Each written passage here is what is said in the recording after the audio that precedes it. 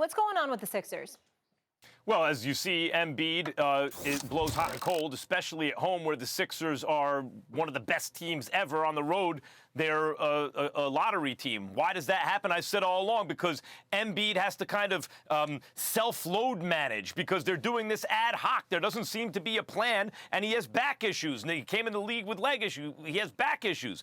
So, but there's and now, by the way, Ben Simmons is gone, and that's a mess. I've said this before, but Stephen, I want people to listen closely.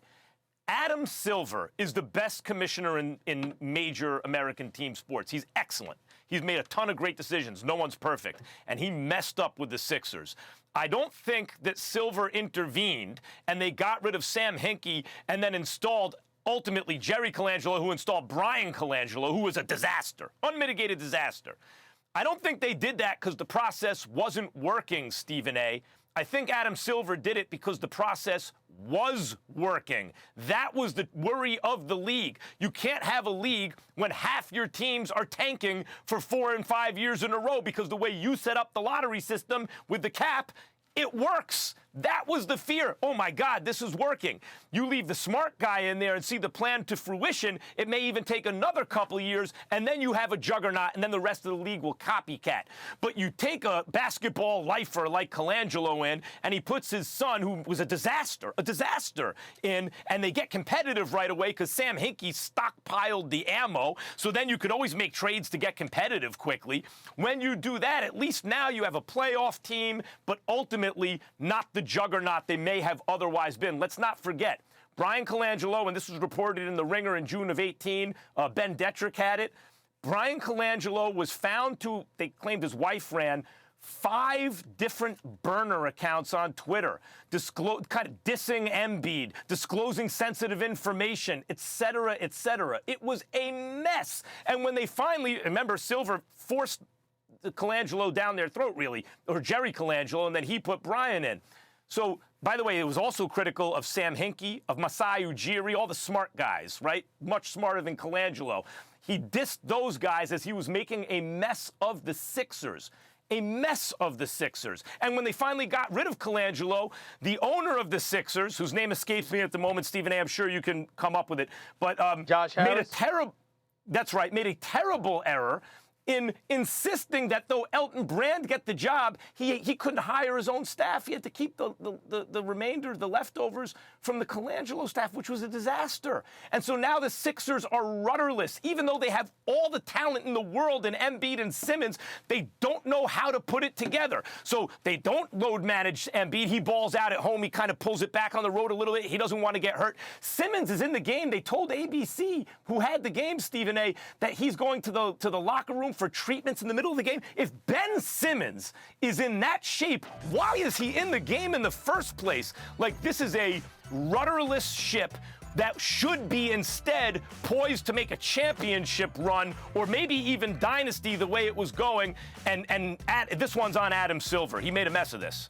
No, I'm not going to go that route, and I'm not going to fall victim to your insatiable appetite to want me to engage in a discussion with you about the process, which I abhorred, which I felt it was absolutely despicable. You're not getting me to go there. I'm not in the mood. I've got a long flight home. I've been dealing with all of this stuff all week long. I'm not going to let you irritate me with that damn Sam Hinkie argument again because you want to protect the world of analytics. Please, I'm not going there. What I will say to you is this, however. What's the big deal about Joel Embiid's 49 points? They were against the Atlanta Hawks. What do you want me to say? They're 17 and 42. They have Trae Young, a guy, DeAndre Hunter, that I think has potential. They got a couple of guys and what have you, but they got a long ways to go.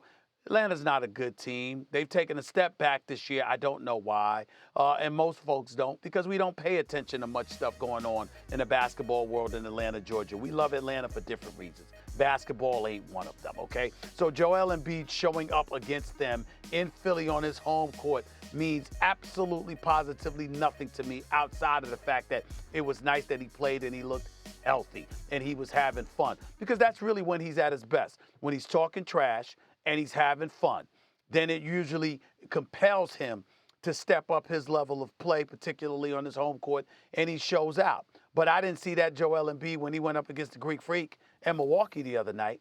I didn't see that Joel Embiid a few times over the last month or so. And so for me, again, there's reason to be concerned about Ben Simmons. How that's being handled, there's a reason to be concerned. I think they need another perimeter shooter. I don't think they should have ever lost J.J. Redick.